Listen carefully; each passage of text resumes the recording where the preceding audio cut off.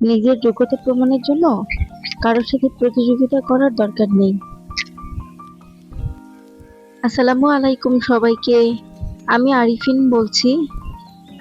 আরিফিন লাইফলাইনে আপনাদের সবাইকে স্বাগতম। কেমন আছেন সবাই?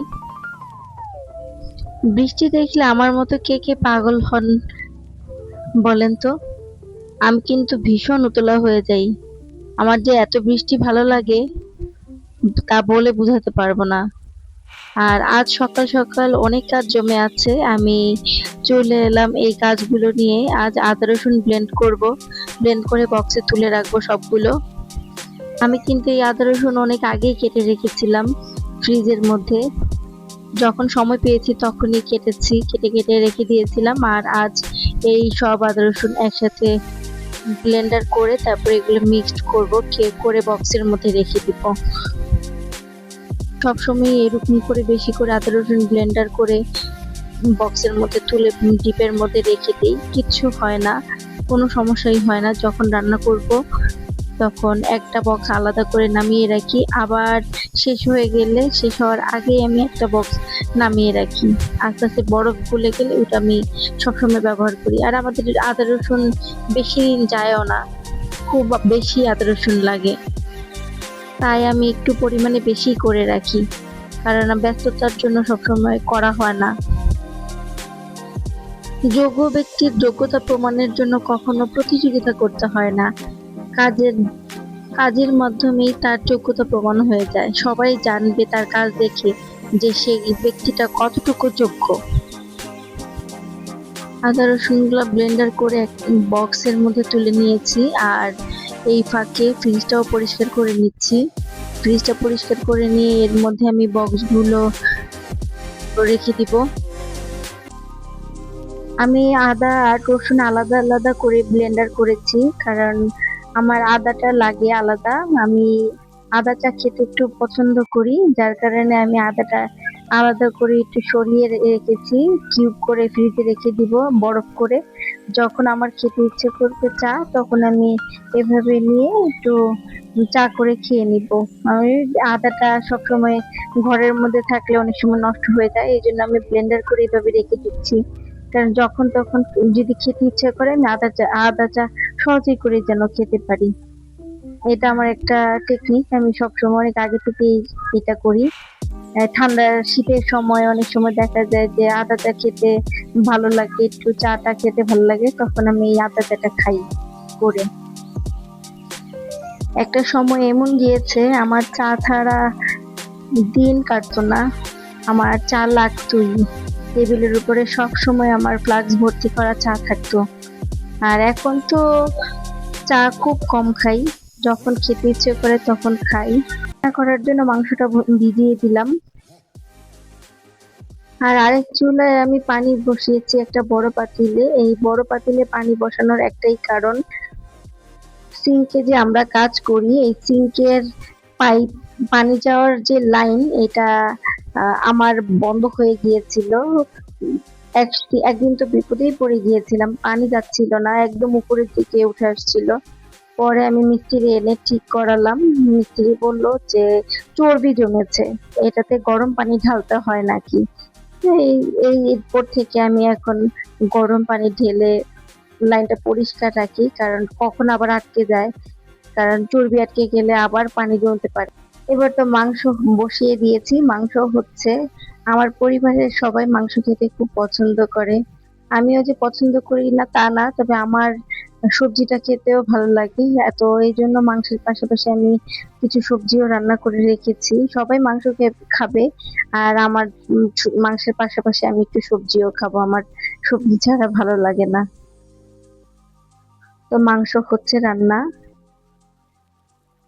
রান্না করা প্রায় শেষের দিকে। আমি একদম কষিয়ে তেল উঠে আসার আগ পর্যন্ত রান্না করব। আর এইদিকে আমি ভাত বক্সের মধ্যে তুলে রাখছি, কারণ আমি ভাতটা বেশি করে রান্না করে রেখে দেই,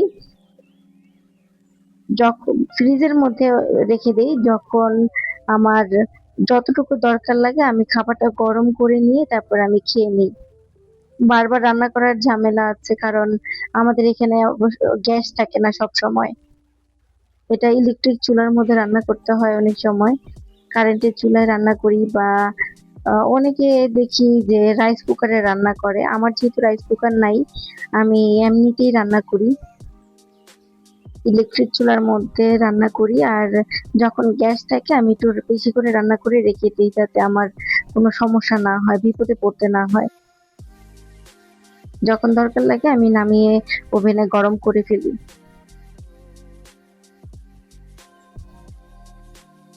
তার পাশাপাশি আমি সবজিগুলো বক্সে তুলে রাখছি, কারণ আমি খাবারটা রেখে দিব যেন নষ্ট না হয়। আমি আমার জন্য সবজিটা করে রাখছি, এটা আমিই খাবো, পরিবারের সবাই একটু মাংস দিয়ে খেয়ে নিবে, আমার জন্য সবজি লাগে, তাই আমি অল্প করে রান্না করেছি।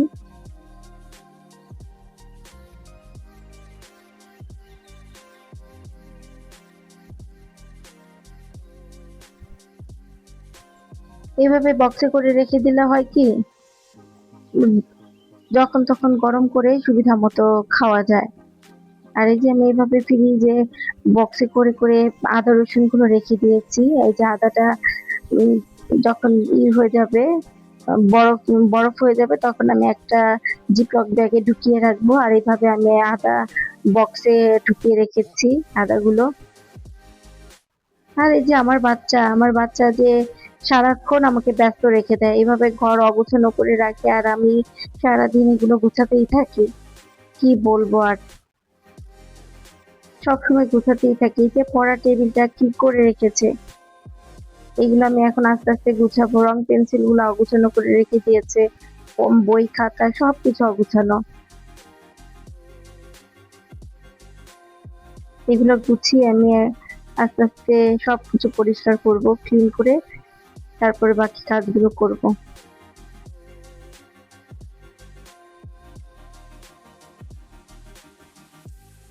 আমার মনে হয় সব বাচ্চারাই এইরকম, বাচ্চারা যদি দুষ্টুমি না করে আর কে করবে বলেন। এই জন্য আমি কিছু বলি না, বাচ্চা তো দুষ্টুমি এই বয়সেই দুষ্টুমি করবে, আস্তে আস্তে আস্তে আস্তে শিখবে, কারণ দুষ্টুমি না করলে ওরা শিখবে কিভাবে।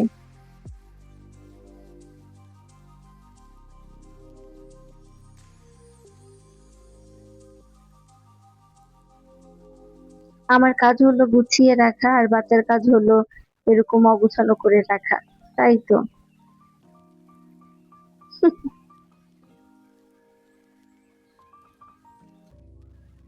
এই তো সবকিছু নির্দিষ্ট জায়গায় গুছিয়ে রাখলাম, এখন টেবিলটা মুছে নিব। আমাকে সবাই বলে আমার নাকি অনেক ধৈর্য, কিন্তু আমার কতটুকু ধৈর্য আমি বুঝি না। বাচ্চা আছে, বাচ্চারা দুষ্টুমি তো করবেই, বাচ্চাদেরকে তো ধমক দিলে বাচ্চারা কিছু শিখবে না, বাচ্চাদেরকে বোঝাতে হবে, বাচ্চাদেরকে আস্তে আস্তে শিখাতে হবে। আমি যদি আমার বাচ্চার সাথে খারাপ ব্যবহার করি, ও আমার কাছ থেকে খারাপটাই শিখবে। এই জন্য আমি কখনো বাচ্চাকে ওই রকম ভাবে ধমক দিয়ে কোনো কিছু করি না, প্রেশার ক্রিয়েট করি না কোনো কাজে, যে আমাকে এটা এটা এখন করো, ওইটা করো। যখন আমাকে দেখে দেখেই ও শিখবে। আমি যদি গুছিয়ে রাখি, আমার আস্তে আস্তে ও গুছানো দেখতে দেখতে ও অটো শিখে যাবে যে এই জিনিসগুলো এখানে গুছিয়ে রাখতে হয়। আর আমি যদি বুঝিয়ে দিই তাহলে তো আরো গুছিয়ে রাখবে। আলহামদুলিল্লাহ আমার গোছানো শেষ। আমি আমি মনে করি একটা বাচ্চা দুষ্টুমি করবেই, আর ওর দুষ্টুমি ওর জায়গা থেকে আমি চিন্তা করলে আমার মনে হয় যে আমরা যেরকম ছোট ছোট ছিলাম তখন আমরা অনেক দুষ্টুমি করেছিলাম। সবাইকে এই পর্যন্ত দেখার জন্য, আর আমার ভিডিওটি যদি ভালো লেগে থাকে তাহলে প্লিজ আমার চ্যানেলটি সাবস্ক্রাইব করতে ভুলবেন না।